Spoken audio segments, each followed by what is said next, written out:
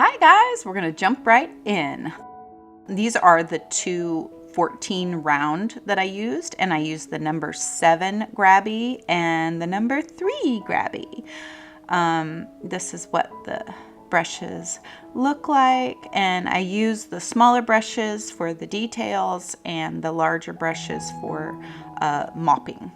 And that was a Posca pen. So that is a white Posca pen. That's what I use for the highlights. And of course, this is this grabby, which I have no affiliation with grabby. I'm not sponsored or anything. I just am in love with this palette.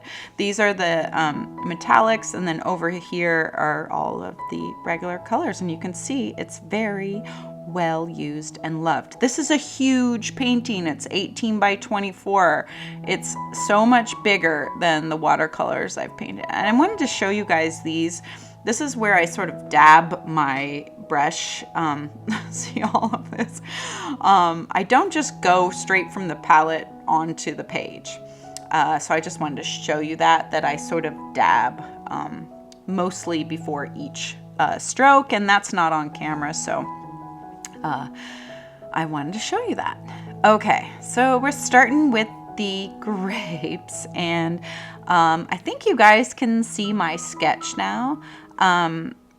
You can see all the animals and the fruit and the cornucopia, and I'm starting here with the grapes. We've got to buckle in, guys, because this is the longest painting video because it is the biggest painting that I have recorded myself doing with watercolor. So buckle in. I'm going to talk about all the techniques and that I'm using as I'm going. So first, what I'm doing is I'm putting the base color, the base pigment down of most of the fruit and the things, so that it gives it a chance to dry and I can start layering up. And this one, this apple had these different colors in it, so I couldn't just put one flat base. But I did this, and then I cleaned off my brush and I wiped the pigment off of those areas before it dried, because that is the glare. If you can see in the reference photo to the right, that is the glare that I'm seeing on the picture of that apple. So it is always easiest to pick that pigment up versus trying to add white in later for the shine. And this specific piece of fruit, this apple, I wanted to mix wet. So I mixed that yellow and the red wet, and then I'll layer over it a little bit later. So I'm putting this background yellow on the ears of corn, and that is going to be important for later because as you can see in my reference photo, there's no corn, but I just wanted corn in my cornucopia. So I just kind of added them, and at this point of the painting, I had no idea, like, how was I going to get each little kernel of corn, because I am not someone who, like, extremely loves doing little meticulous repetitive detail. So I just put that base yellow in, and I thought, well, we'll just cross that bridge when it comes. Also, I'm using the cornucopia reference photo kind of loosely because I decided that I'm going to put green grapes over there and green grapes over here. And so I'm using it as sort of for the color and the shine and whatnot, but I'm mixing and placing things in different areas. So as you can see, even though this is the base color of these fruits, I am leaving the dark on the edges and using a clean, wet, but like dried off brush to wipe away the center so that I'm already giving it shape. So now we're doing some acorns. There's no acorn in our reference photo here, but I wanted Jessica to be holding an acorn because size-wise that just made sense. So I thought I'd add some other acorns in so she wasn't just holding the only acorn. So in the past, Jessica has been dressed as a witch because it was like Halloween time and whatever. And even though it is still Halloween time right now, this is my Thanksgiving painting for Jessica and Antonio and Harold. So she is going to be dressed like a little pilgrim. And yeah. So I'm just putting the base layer, but as I did with the other ones, I'm wiping away and leaving that dark where the pumpkin would be. Now this pumpkin I'm trying to make one that looks like the most right.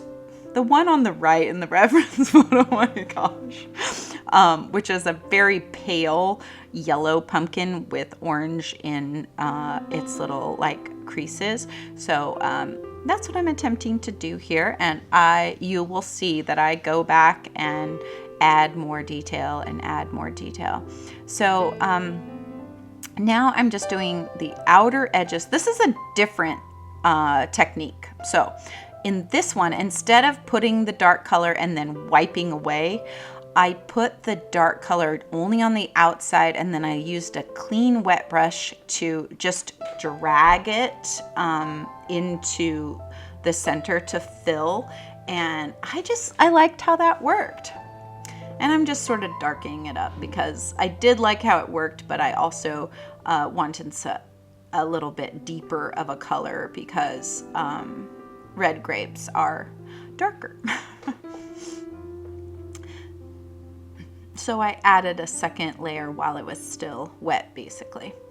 So now here's where I'm just like, I just want to add in some random other gourds, pumpkin type gourd things. And yeah, so I just grabbed some other reference photos and I'm just going to place them in this cornucopia because I am creating this painting my own like artistic vision. And even though I really do rely heavily on reference photos, because when I just try to create something out of my mind, I can't kind of get the realism that I get when I'm looking at a representation, a real life representation of that thing. So I'm trying to make that green and orange pumpkin in the middle, and I just loved its kind of speckly texture and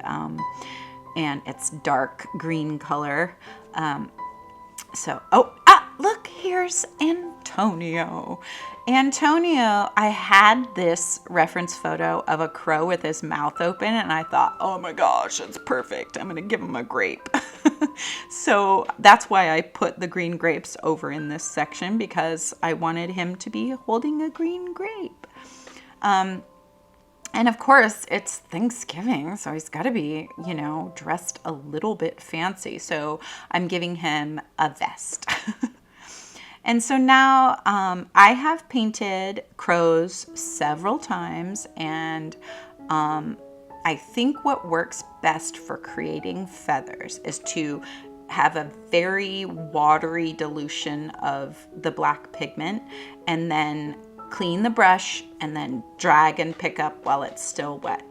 That has been for sort of every time I paint a crow, because I love crows. If you have listened to or seen any of my other paintings of crows, you know that crows are just special to me. I just love them because they're just funny and smart, and I don't know. I just love the way in real life they hop around. So I'm using this number 3 grabby to add in the wispy feathers and using that background wash of gray for the highlight. But now, if you look in the reference photo, he's blue. I mean, it's not white, it's blue. And that's because the feathers are sort of iridescent. So I'm using the metallic blue out of this grabby palette to put that background in. I'll go over with black, like you can see, but then that metallic kind of beautiful shiny blue will pop through and just give him kind of a realistic presentation of crow feathers. So again, with everything in this painting, I will be going back, revisiting. I don't ever watercolor something and just leave it. Like, I don't just go one pass. And if you're new to watercolor, you'll find that it always just works out better if you do more than one pass, because you let a layer dry and then you can, you know, watercolor is transparent, so it just creates this, like, you can see what you've done below it, and it just makes this beautiful, incredible depth. It looks like my reference photo's freaking out a little bit. We've got a little disco flash. So now I used a little dab with the Posca pen to put in those highlights. And then I'll take a wash and with the gray and just sort of layer over it so that you can still see those highlights, but they're not unrealistic and stark and confusing. So I'm just adding his tail. And here's where I was like, the shape of his body is weird. And so I kept making his tail longer, and I was like, ah. So you'll see later I change his back wing shape, and then I like it better. But there he is. So now that green pumpkin dried while I was painting Antonio. So I was able to deepen the green in the crevices as sort of my second pass. And now we're gonna paint this apple. I love this shine on this apple. I was like, oh my gosh, that is so cool. And I literally left that white just paper. I didn't even put a wash and then pick it up. I just left it white because in the reference photo it is white, and I just loved it. So as I'm going here, you can see this sort of pink highlight. That is where I wiped it away. And now this gourd, I'm not going to make it look exactly like this, but I wanted to do sort of the reverse of the gourd that's in front. I wanted to do, instead of green with yellow, I wanted to do yellow with green. So I searched and found this cute reference photo. And I kind of wish that I had chosen to make the stem whirly like this. It sort of is a little bit more whimsical, but I was struggling. I was like, nothing. When we paint, not everything is going to turn out like we're trying to make it turn out. See how the reference photo has this white or lighter shine on the right side base? I was trying to do that, and it wasn't coming out. So I thought I'd let it dry and do another pass. Now this gourd didn't turn out like anything like this reference. I decided not to put the bumpiness on it. And I was like, I just want to leave it because I guess maybe I was a little intimidated by creating that bumpy texture. And I thought the other two gourds I chose had a bumpy texture, so I was going to make that one smooth. Now we're doing Jessica's face.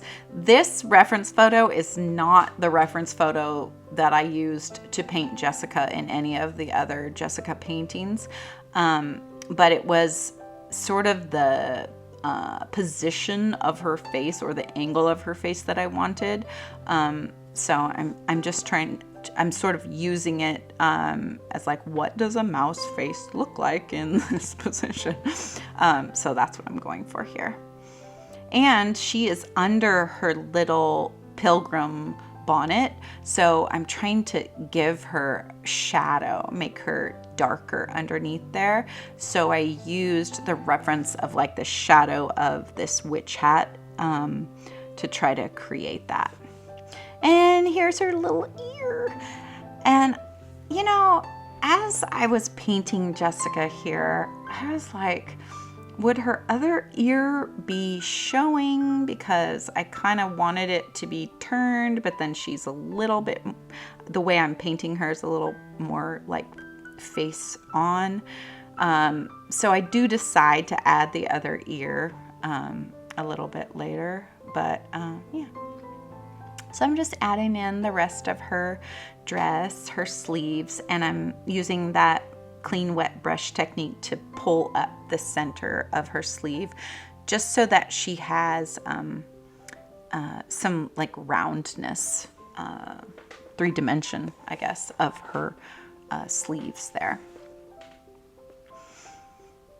And I'm just touching with different shades of, I used the metallic sort of brown, bronzy brown, and I'm using a deep pink for her little mouth.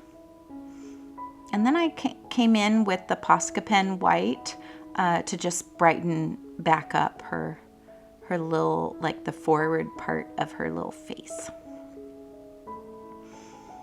I'm using a very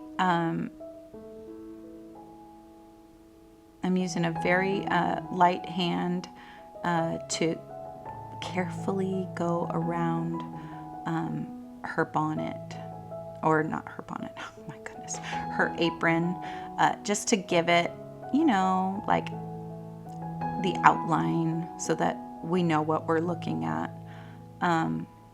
There we go.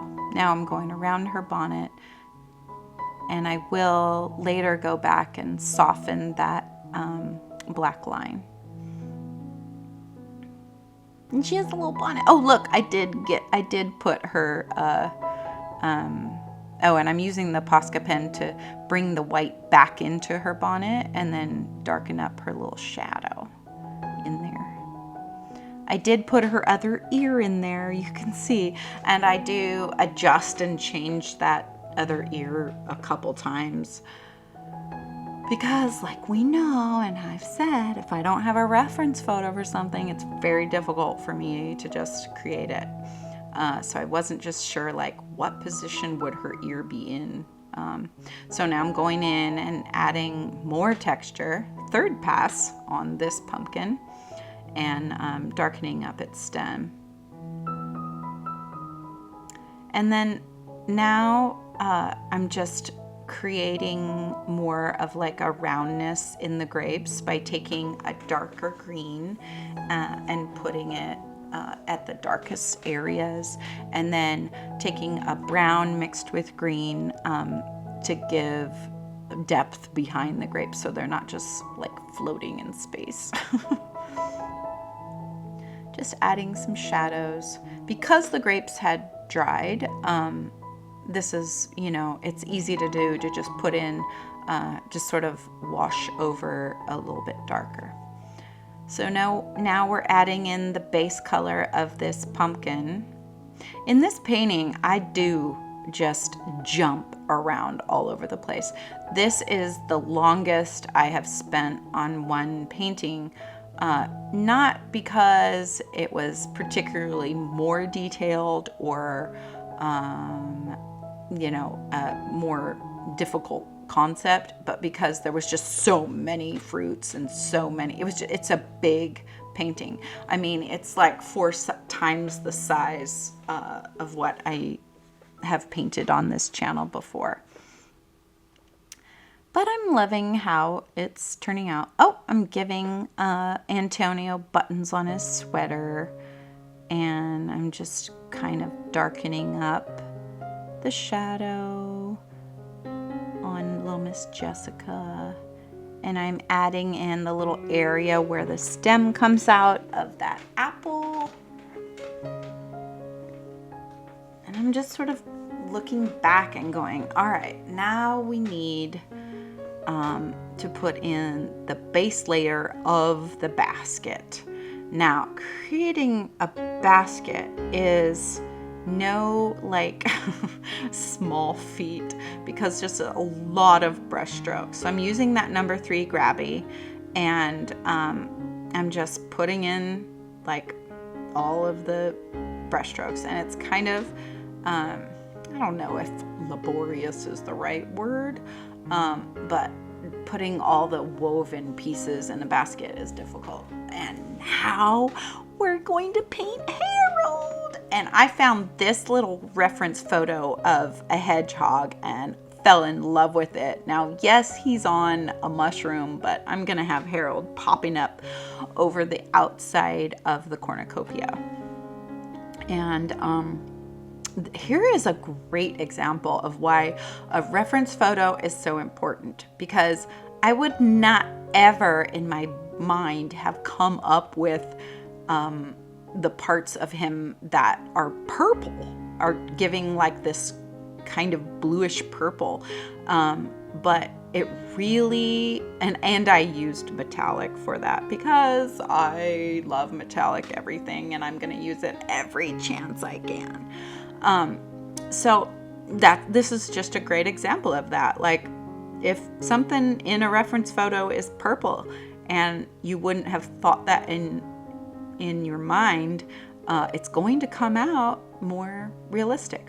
So now, because I've got to put his little spikes in, I have to paint the background, because if I were to paint the stripes, then try to do, or the spikes, and then try to put the background in, I'm gonna be painting in between the spikes, and that would just be awful and just be so difficult with watercolor because it dries too quickly. So I decided to drop in the furthest away background so that I can go ahead and go in and do his spikes without having to worry about having to paint around them later. So that's what I did. Just so here goes the base of the spikes. And again, I'm just using a very light hand with the tip of that number 3 grabby brush, and I'm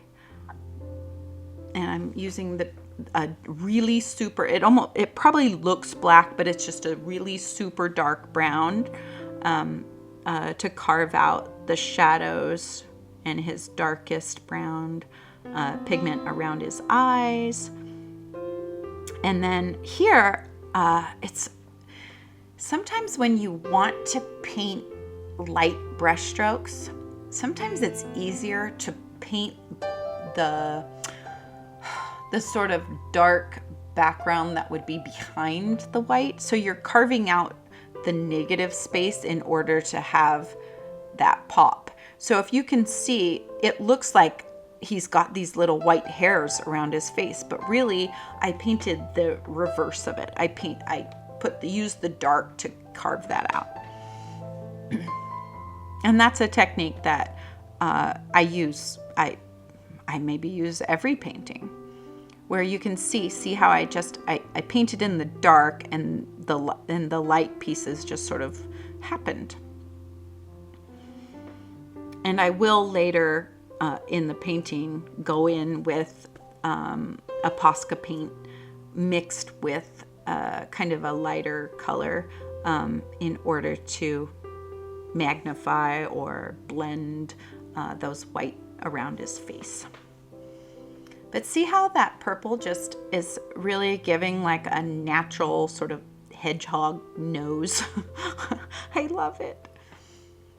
And I'm looking at my reference photo and I'm finding, oh, there's more warmth in his spikes than I had. So I'm adding that sort of amber color around him. And he's just the cutest. Now you can see I have the whole Posca pen in my hand, which I generally don't do. Usually I pump the Posca pen out on a paper and then use a brush with that paint. But I didn't do that this time. I tried to do the spikes directly with the Posca pen. All right, now we got to add some hands because Jessica didn't have any hands. So I'm using the Posca pen, and then I will paint color over it, which this was challenging. I was like, what color are her hands? I don't know. Are they pink? Are they like a brown color? So I literally layered and changed and messed with her hands like 10 times. But she's holding her acorn, by golly. I'm trying to put the little shadows between her fingers, and yeah, challenging to say the least. And I looked at her and I was like, her nose is popping out more. So I'm adding in the dark that's in the reference photo just around her cheeks to make her face sort of pop forward a little more. And here we go, guys. This is the corn. The corn that I was dreading from the moment I decided to paint it. And I was like, all right, let's go. We're doing the detail. We're going. And I used this dark green, and I found that the green was kind of the same color as the grapes, so I wasn't thrilled. But then I realized that if I put a darker green around, it would give it more dimension anyway, and so it worked out. Now, painting in this little corn. I mean, we know that this video is sped up. This took me a while. But not as long as actually I thought. I just sort of was making little cubes with a brush stroke on one side and then the other. And then I'm adding in a deeper yellow, just sort of following the outside of the corn. And then I used the Posca pen to just dot a little shine on the corn kernels. And magic. I was like, oh my gosh, it's working. It's just one of those things, you guys. Sometimes it works out and better than you expected. And this was one of those times I was like, oh my gosh, the corn worked. I was dreading it, and I was so excited about how it turned out. So now I'm trying to deepen the recesses behind the fruit and kind of give preliminary shadow and the dimension in the acorn tops. Just little details. We're just sort of looking around the painting and finding where can we make significant differences or improvements just with a little bit of detail and shadow. Now, clearly right here, I forgot to pan up to what I was, sorry about that. And I decided to make the leaves on, or the husks of this corn more like closed so that I wouldn't have to paint that whole corn. I wanted to just paint this little sliver of the corn showing, so I added more green leaves and fixed my problem. I just was like, I can't do it again. And then I used the Posca pen right directly onto those corn kernels and then blended out a little bit with some orange. And there, the corn is there. I'm so excited. So now we've got that background in there, but I wanted to bring the red from the apples and the grapes up to the top of the painting. So I'm doing the background color of these leaves, and then I'm gonna drop in that pretty bright red and blend it. And I did all of this with the leaves very wet. I didn't wait for the base color to dry because I wanted to, you can see me do this. I wanted to be able to drag, blend, pick up. I must have used every single watercolor technique to paint these leaves. I was just adding in and sort of blurring, blending, and then cleaning off the brush and picking up, dragging to pick up the pigment, darkening, all of this. So I really loved, in this reference photo, I loved this color of these leaves. And I loved the black little pieces of the branches that were showing. And I was like, ooh, that's gonna be cool. I like that. So that's my intention, is to do those sort of all black branches, like silhouetted. So I'm just grabbing different colors of these leaves and adding them and blending them. And then I'm gonna put a tree that's further away. So the leaves are really small.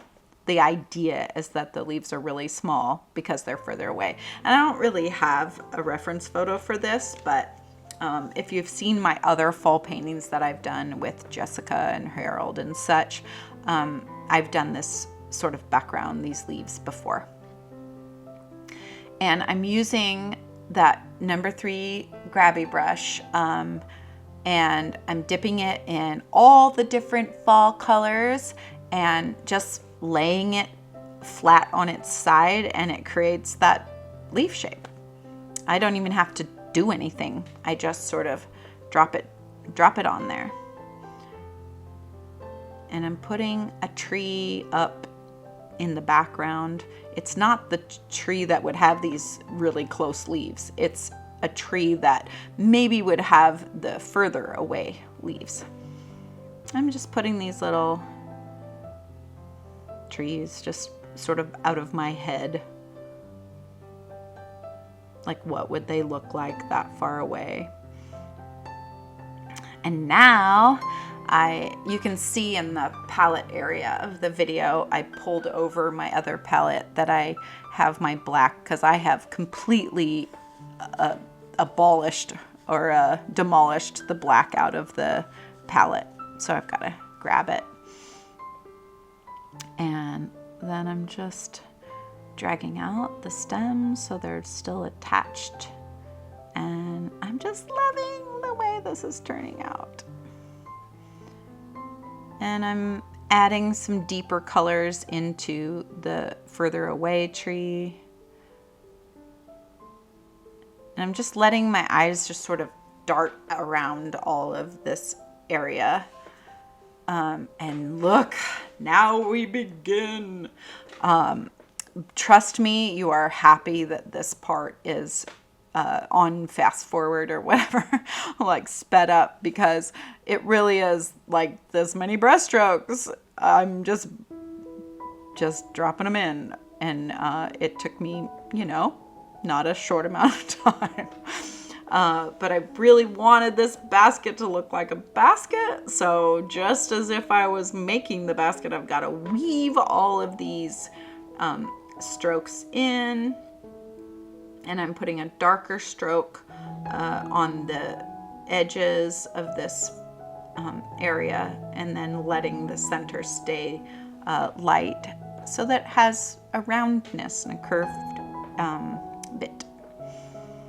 And I'm going to let that dry so that I can go in with more layers in the basket because I mean I could get away with it as it is, but we're gonna put some more detail in.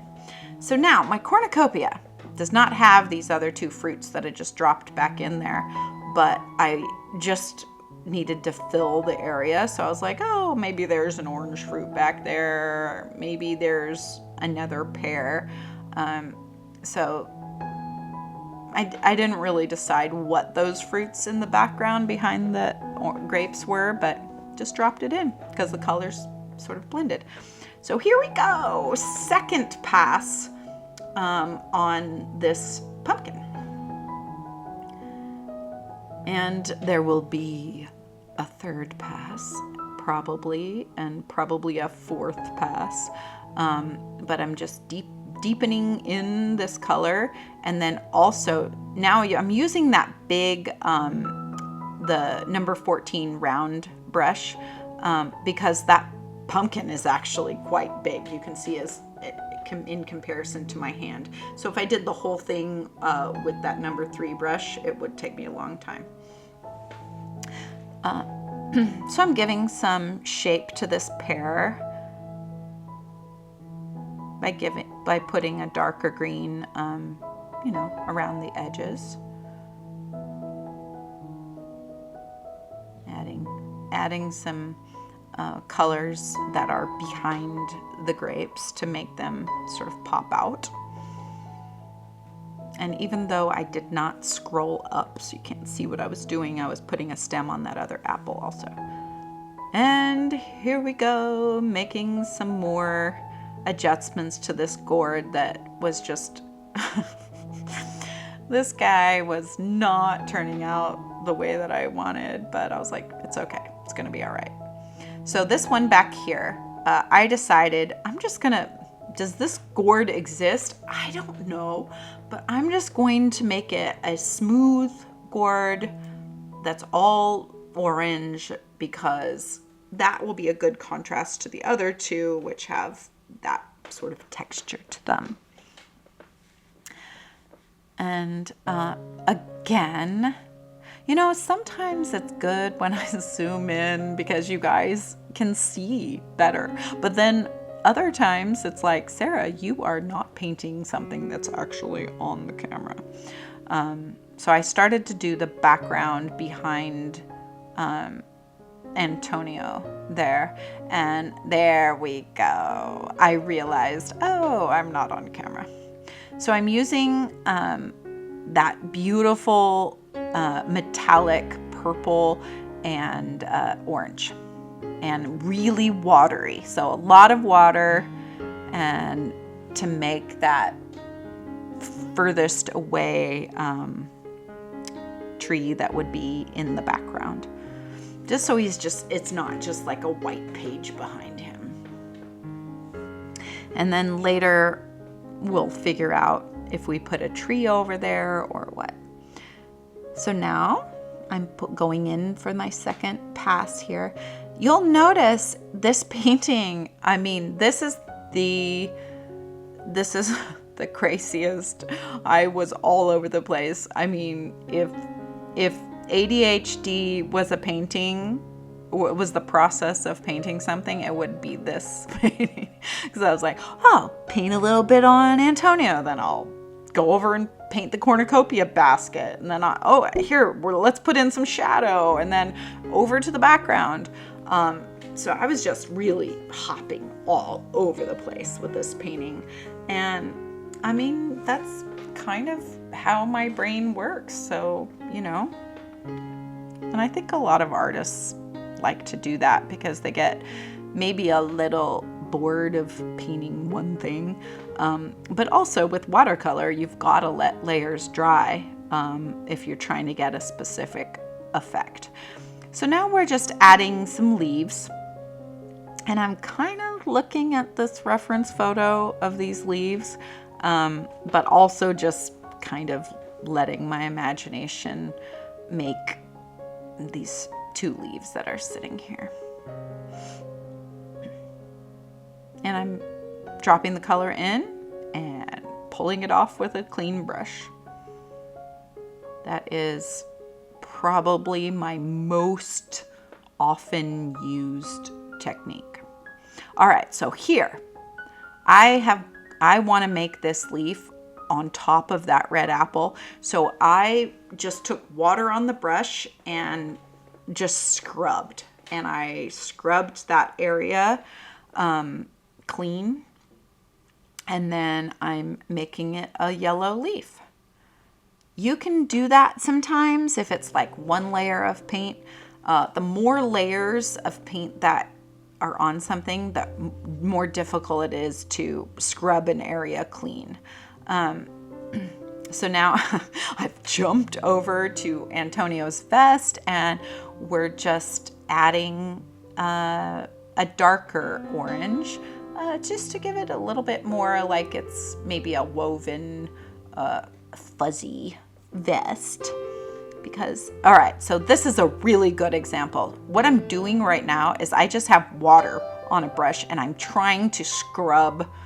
You can see it's sort of working, but it was fast forward, but I was scrubbing, trying to get, because his body was so flat, and I wanted to give him some feather dimension. So now I'm just starting to add the ground, and I was hopping all over the place. I was trying different techniques. You can see I've got this big round brush and I'm sort of dry brushing. So not a super wet brush, and grabbing a little paint and just like scrubbing it across to make the first layer of the ground. So now it's brown, but you can see it just has zero depth or dimension. So I will be revisiting that ground because we cannot leave it looking like that.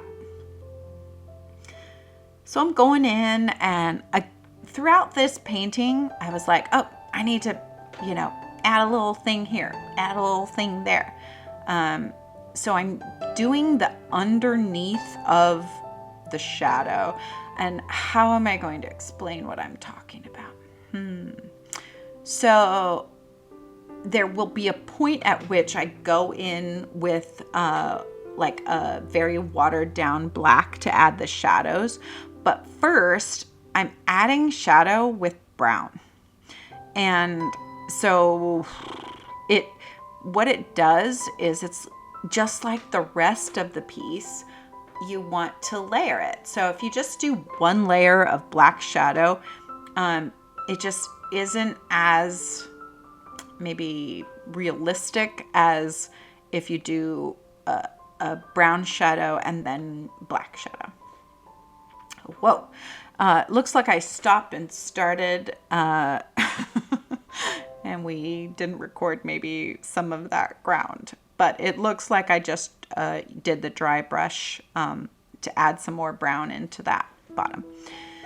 Now I decided that because I had this shape leaf on the ground in front of the cornucopia, I had to put some of those leaves in the sky, in the air, because where would they have come from otherwise? So I decided to add some of these leaves in different colors. And I'm looking at this reference photo more for color inspiration, less than shape inspiration, because I'm just sort of free flowing these. That one on the bottom right sort of looks like a frog right now. Now that I look at it. It's okay. I mean, maybe it is. Maybe it's a frog. Hilarious. So because I don't have a real reference photo here, I'm just sort of like, I'll just kind of throw in these branches and make it all connect. What maybe I think it would look like. And I'll say it again, I'm never as happy with things that I just sort of drop in from my mind than I am when I create something looking at a real life reference of it. It's just the fact, and that might not be the case for all artists, but for me, that's something that I need. So I'm putting a further away tree on this side also. No reference photo, just sort of adding in different colors. And you can see I'm just using that brush and just dipping all the different colors and plopping it on there. Just very sort of haphazardly, because they're meant to not be super detailed because they're far away in the background. And now I decided the part of the sky that's showing up top, I want it to stay white, but I'm adding this blue in the furthest away, like ground level, just because I thought that it would add maybe some more drama to the sky, to have like it kind of blue in the background. And you can barely notice it really, but I can see it. So I've got that Posca pen again, and I'm revisiting these spikes on Harold and changing the little underneath side of his mouth to be a little bit more realistic, and darkening up the inside of his ears and around his hands. There it is. I do have to sign it, but I don't always undertake something so involved and large, but I had this vision in my mind, and I just decided, well, we'll test it out and see if our friends on this channel are interested in watching this long of a video with all of these different colors and different techniques. Well, we've got to sign it. And I decided I'll sign it right on this side, which I don't normally do. There it is, Sara Lynn. And now it's like that time of the painting when you're finished and you can take the tape off, and I'm just sort of looking at this painting and I'm like, I just have so many favorite parts, and I'm just choosing not to be critical of things that maybe didn't work the way I wanted them to, and just enjoy it. I hope you guys enjoyed this process. Let me know in the comments if you have a favorite part. See you next time.